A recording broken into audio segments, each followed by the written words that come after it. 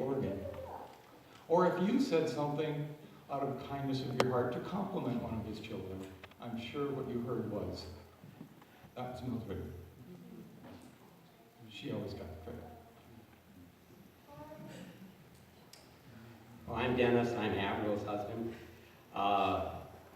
I think what I remember most about my father-in-law was everything that was just said.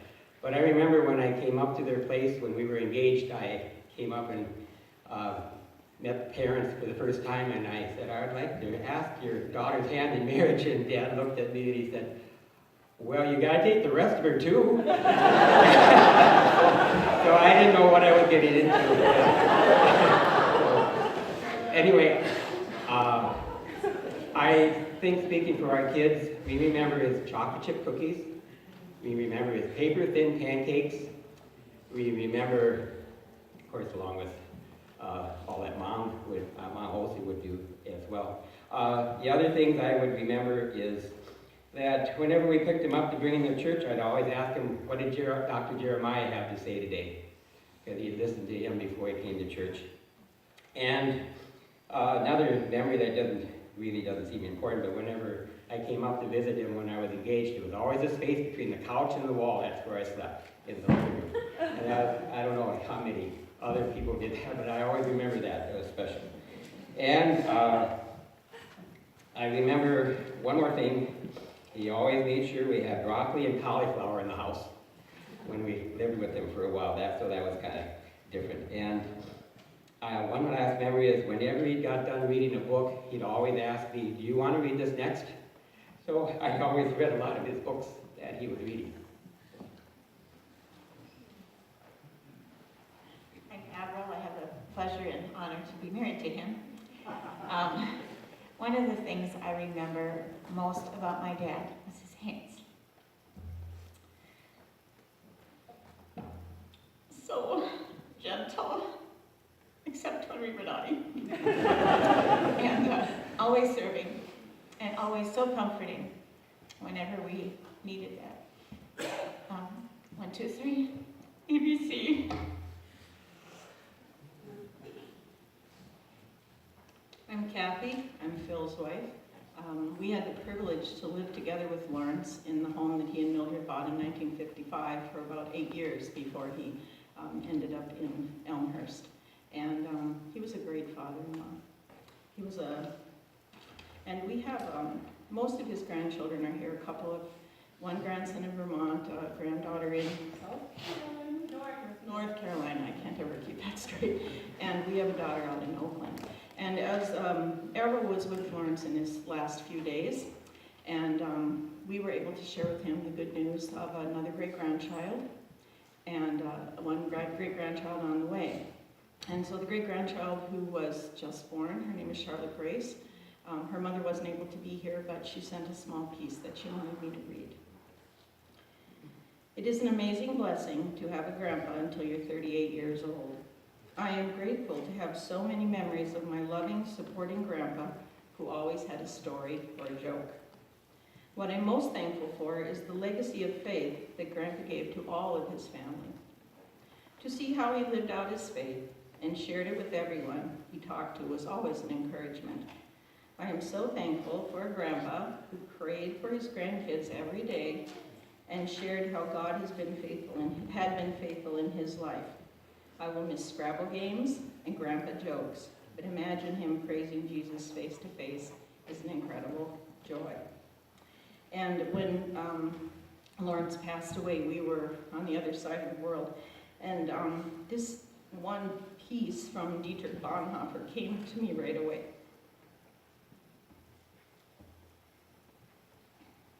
Our physical death very truly becomes not the end, but rather the beginning of our life with Christ.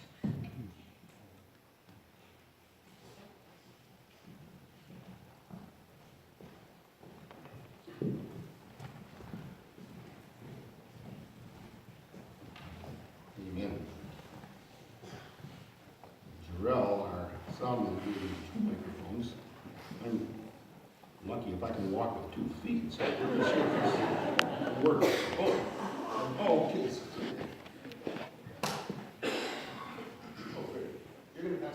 I will walk, Oh. you can talk, and. Oh, excellent, okay. But you might want to do the same.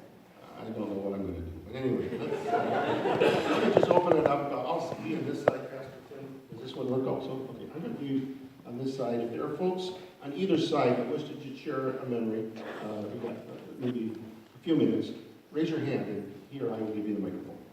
Okay. Pastor Bruce, one of our assistants, worked here.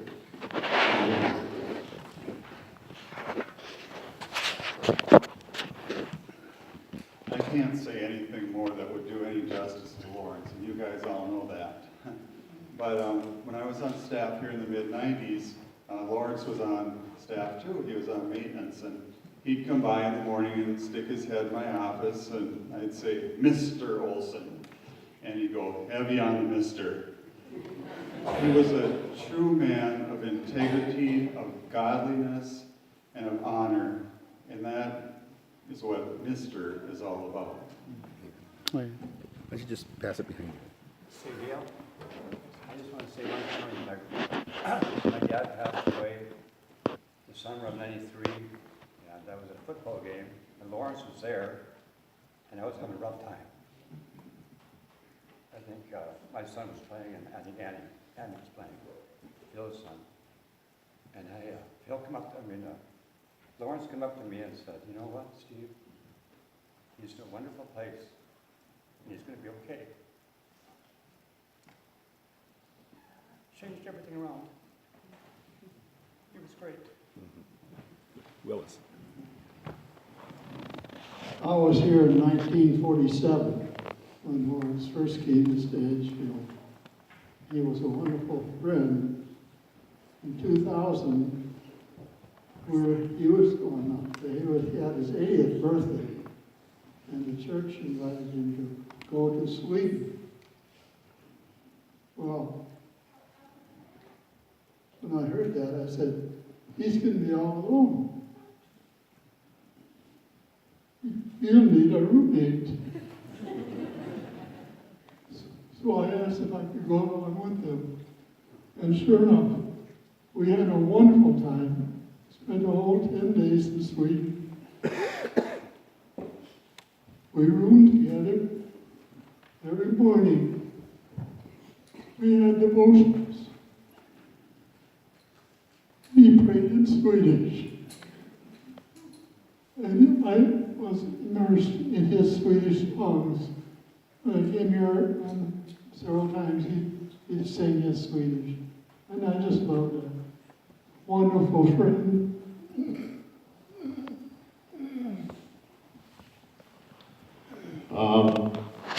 I've always held Lawrence as a mentor, and I always call him Sir Lawrence. Even today I'll say Sir Lawrence. And when we had the announcement of his passing, I shared this in church, but needed to share it with other folks that haven't had the privilege of hearing his humor. He had a dry sense of humor at times, we know that. And I was in choir, and it was 9th or 10th grade. I was visiting at the time and being in Wednesday night activities and then choir. And we were talking, and he asked me how I'd grown up and kind of my life. And then he said, are you saved? And I said, well, I found Jesus. And he said, what was that? And I said, well, I found Jesus at Niners camp. And he said, really? I didn't know he was lost. And he just looked at me like real straight face, and I kind of, what? And then I realized he was pulling my leg, and we went from there. That was Lawrence. I'm Dennis Stone. My wife here in Stanfield. And I've told the kids this. When I was little, Mom used to send me up to the store to get the groceries and things like this. And I ride my bike and so on. And one time she wanted bacon. And she said, I want the bacon lean. So I went up and I told Lawrence, Mom wants bacon and she wants it lean. And with the straightest face ever, he said, did she say which way she wants it to lean? I said no. And he said, you better go ask her. her about that bacon. I thought she was gonna keel over.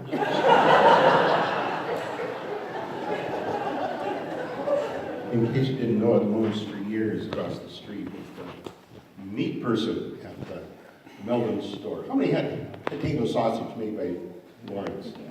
Look at there. We are grateful for more reasons than one. Others.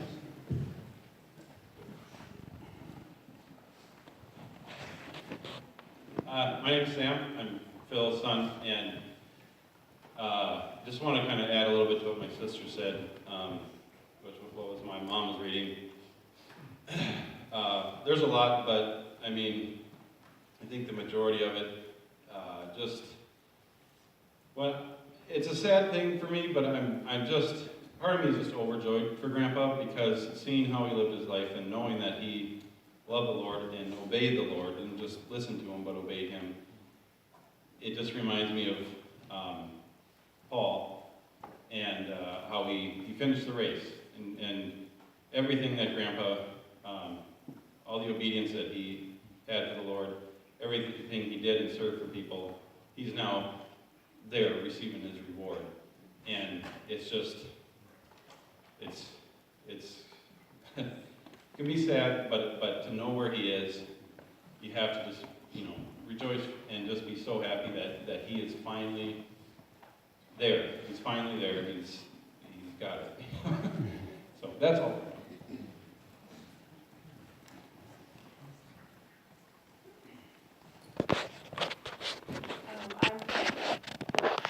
I'm Olivia. I'm also Phil's daughter. Maybe the battery's dead. I mean, I'm in theater. I can project. I got to live with Grandpa for a couple years, and a lot of us were lucky enough to live with him in transition moments. And I remember two things. I came home from college one weekend, and he was sitting at the table, and he had this navy blue pullover sweatshirt with like an embroidered loon on the front. And I just remember thinking, that is the coolest sweatshirt. I was like, Grandpa, I love your sweatshirt. And he stands up and he takes it off. He's like, you can have it. Which is totally Grandpa, just giving whatever he has, however he can. And the other thing that makes me laugh every time I think about it, we were having dinner, and I asked him to pass the butter, and I missed the glint in his eye too late. And as he hands it to me, he pushes it a little bit farther, so it goes, my hand goes into the butter. And he was almost shocked himself that he did that. Like, he started laughing and then realized, I can't believe I just actually did that. It was, he could always make you laugh.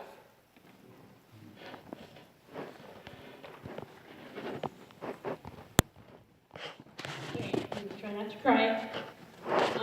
I'm Eileen. I am Mom's and Dad's second oldest daughter. And two things. Meredith and I were at school when we got the call, which was rough because we weren't home to see him during his last few days. It is sad that he's gone, but he is in a better place. And there's a lot you can say about Grandpa. There's a lot you can say. The two things, last year, one of my good friends got hit by a drunk driver and she died. And so I was in a tough spot. So I automatically called Grandpa because he was my best friend. And he said, Eileen, you are going to make it. Why? Because God loves you, but I also love you. And I'm always here when you need to call, and I will always answer. I am praying for you every time I wake up, every time I go to bed. And don't worry, I'm going to kick your butt and Scrabble the next time you come home.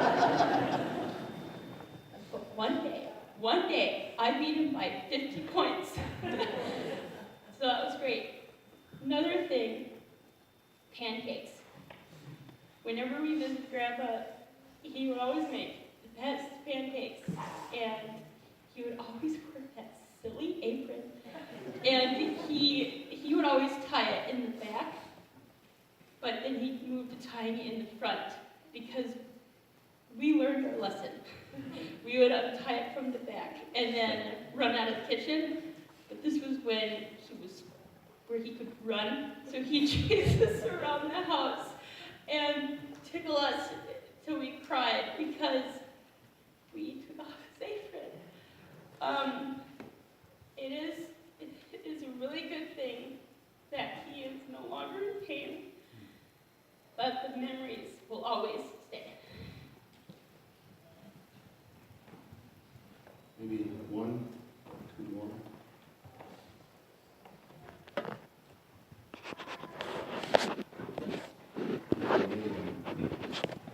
Apologies, and I wanted to leave because I almost couldn't because it was cold on Saturday. I'm kind of staying away from people. So if you grab took my mic, be sure to wash your hands afterwards. But let's pray. Father in heaven, we thank you that our lives can intersect with fellow believers such as Lawrence. As a father, grandfather, father-in-law, and relative, but as a friend, as a neighbor, as a co-worker, Lord, I thank you because he let his light shine. What seems to touch our hearts is when we're able to connect with the divine as you've used him. Thank you. Thank you, Lord, for these memories and for the opportunity that we can rejoice for all of eternity, for all who know you. In Jesus' name, amen. I'll invite you at this time to turn in your hymn book to hymn number 92, The Solid Rock. And I didn't know Lawrence as long as many of you have, but when I would sit and visit with him, I learned that he was probably, as his granddaughter said, one of the most unselfish men I've ever met. And every time I would stop by, he would go, "Why are you here? Don't you have other things to do?" And I said, "Well, this is important." He says, "Oh, but you're far too busy." And I said, "Well, you know, we can always be busy, but there's nothing that should stop us from spending time with people." And as time went on, I never heard those words from Lawrence again.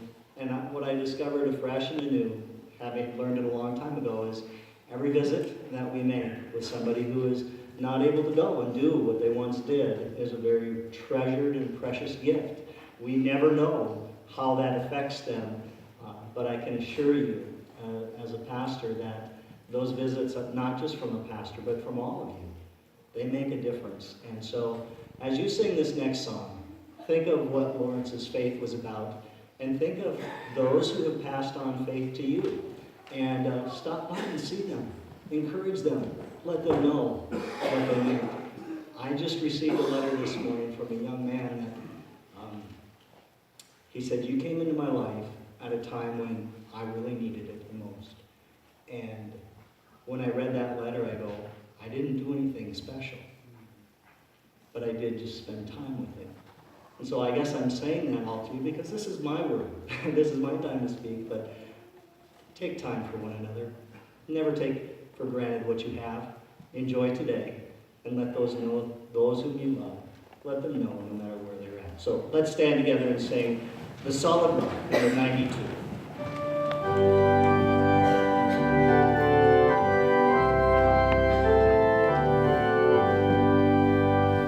My hope is built on nothing less than Jesus' blood and righteousness. I dare not trust the sweetest frame, but wholly lean on Jesus' name. On Christ the solid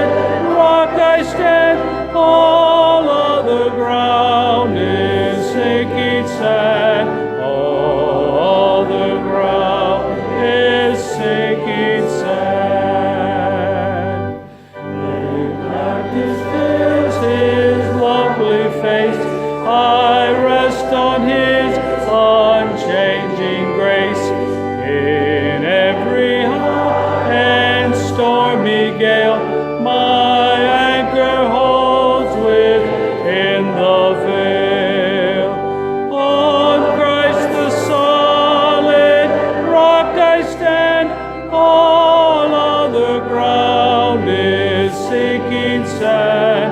All the ground is sinking sand.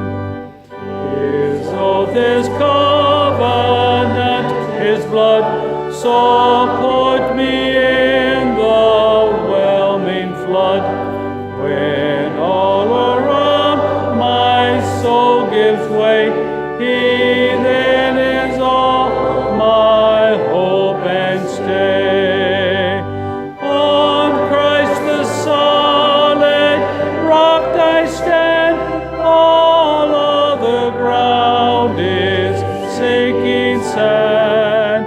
All other ground is sinking sand. He shall come with trumpet sound. Oh, may I then in him be found, dressed in his righteousness alone, faultless to stand before his throne. On Christ the solid rock I stand, all other ground is sinking sand. All other ground is sinking sand. Please be seated, Pastor Bale.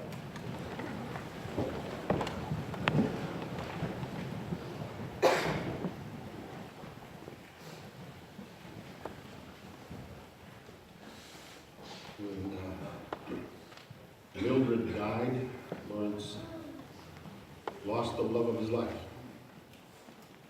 Right around that time at church here, we were in the process of looking for a new custodian. And he felt this was a good way to kind of fill up some of these hours that were lonely, and he readily applied for the job. Well, he and his brother were very experienced working at Grandview in the maintenance department and for a number of years, and of course he knew everybody working here at the store and being so many years at the church. But it was a wonderful relationship as he took on the role of being the janitor and the maintenance person of the church. He wanted to use his time wisely serving the Lord, and he would thank us often to say thank you to the Lord for a job, because this way not only does it help me fill my hours, but it helps me serve the Lord in these ways. And indeed it was, and because of the years that he was here and the years I were here, we became quite close. In fact, he was a jokester. I've been known to do some joking. We would visit, we would laugh, we would share, we would laugh, we would work, we would laugh. Kathy said, I don't think you two are good for each other. Too much stuff going on here that he brings home. I'm not sure that's a good thing. But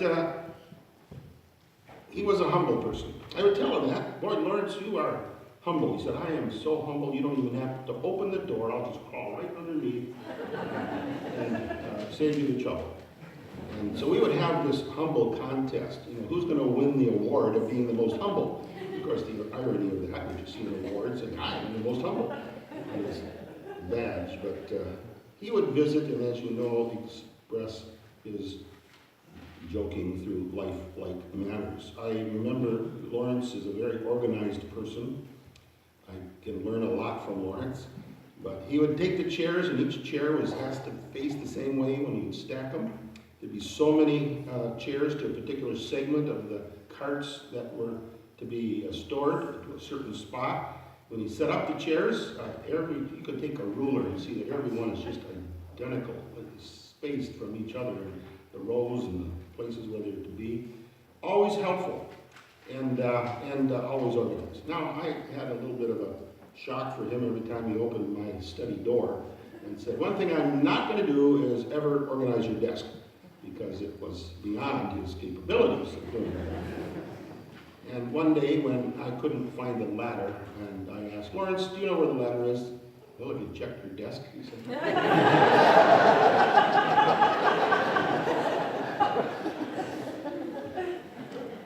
For him, the reward of a job was to have it done well.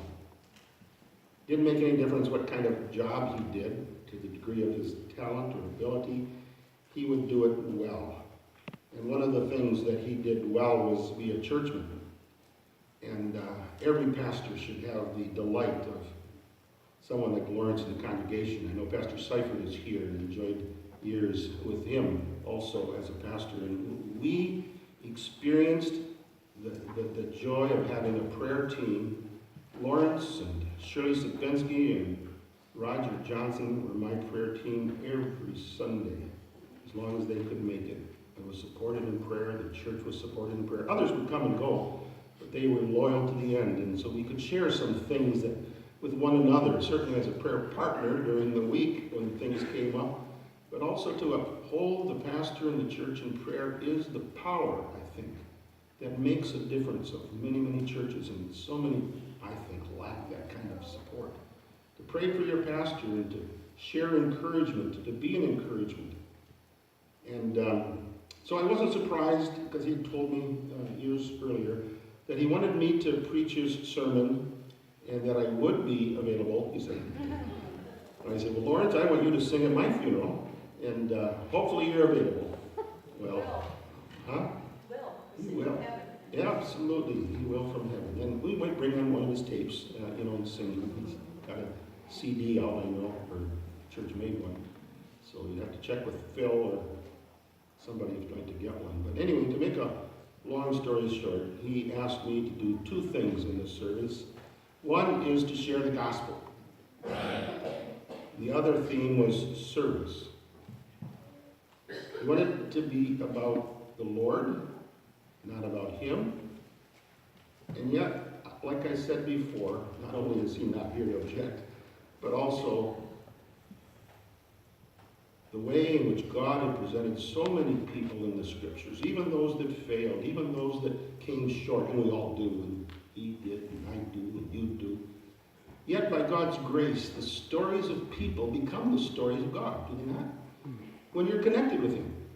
And when you want God to work in and through your life, he does in ways that are small, ways that nobody knows about, and ways that are well known. And by his gifts of singing, he shared many, many times in services and in people's lives. And here's one of the verses that the grandchildren have read, because it was one of Lawrence's messages to us today from 1 Corinthians 15. But thanks be to God, who gives us the victory through our Lord Jesus Christ. Therefore, my beloved brothers, be steadfast, unmovable, always abounding in the work of the Lord, knowing that in the Lord your labor is not in vain.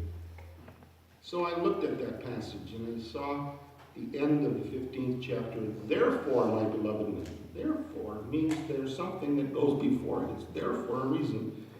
And I looked through the rest of the 15th chapter of the book of 1 Corinthians, and what is it that Paul's talking about here that ends with such a victorious note?